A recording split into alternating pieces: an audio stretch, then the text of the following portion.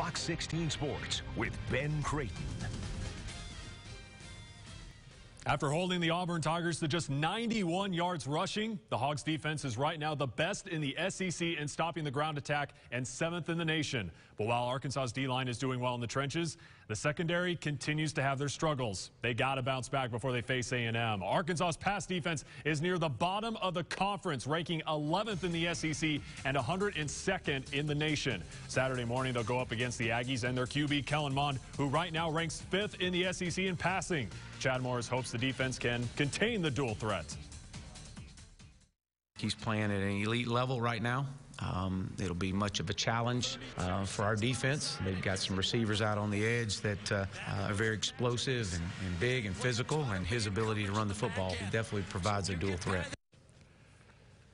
Well, now it's going to be an even bigger weekend here in the capital city in October. You have the Hogs taking on Ole Miss on the 13th over at War Memorial Stadium. And now Arkansas and Little Rock baseball will face off in a fall scrimmage on October 12th. The first ever trip for the Razorbacks to Gary Hogan Field.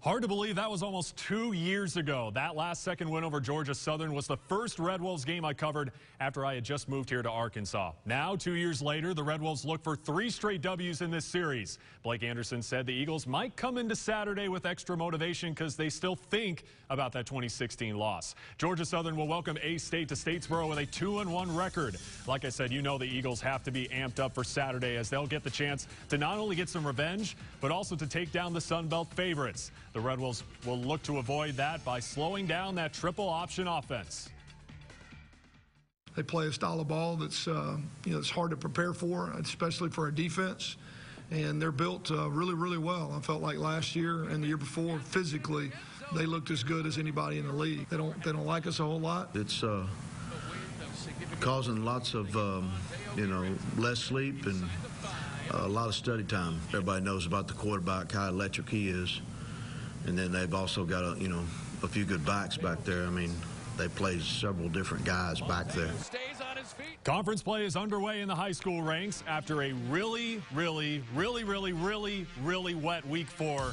We move on to week 5 in a new top 10. Coming in at the 10 spot, Little Rock Christian, followed by Warren at number 9. Pulaski Academy coming in at number 8. A big 5A Central showdown between number 8 and number 10 coming up on Friday night over at PA. Springdale comes in at number 7. Fort Smith Northside still in our top 10 at number 6 following their loss to Bryant. Number 5 is Greenwood. Fayetteville coming in at number 4.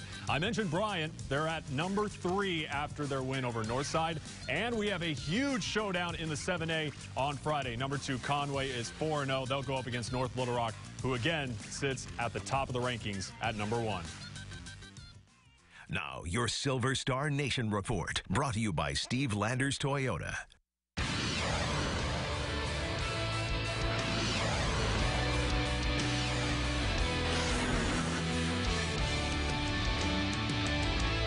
The Cowboys 1-2 coming into their matchup against the Detroit Lions following another tough outing on offense against the Seattle Seahawks. For more, we bring in Silver Star Nation's Mickey Spagnola. And Mickey, we'll actually begin on the defensive side of the ball. What's the latest on Sean Lee and that hamstring injury? Yeah, he re-aggravated the injury that was bothering him the first 2 games of the season, and something they were trying to avoid all through training camp and preseason. It cropped up again in the game against Seattle, and it looks like he's probably going to miss a game or 2. I've been told that they'll probably treat this a little bit more conservatively, give him some more time to rest to try to strengthen that hamstring. It's going to be Leighton Vander Esch time taking over his spot on the weak side. Mickey, obviously not a lot of productivity so far on offense. 41 total points through week 3. The Cowboys have only gotten into the end zone twice, just twice in their 2 losses to Carolina and Seattle. And when you talk about the passing game, Dak Prescott hasn't thrown for 200 yards in the last 5 games going back to last season. I mean, what's going on with this passing offense and how can they improve? Yeah, I think the protection just needs to be better. I've said it last week. When the protection was good against the Giants, they ended up scoring their 20 points and had 2 touchdowns, by the way, in that game. In the 2 games they've lost, he's been sacked 11 times. He's been hit 20 times. So it's not so much the 200-yard passing game. It's just keeping your quarterback clean so he can operate in the pocket. Thanks, Mickey. Appreciate it. We'll be right back.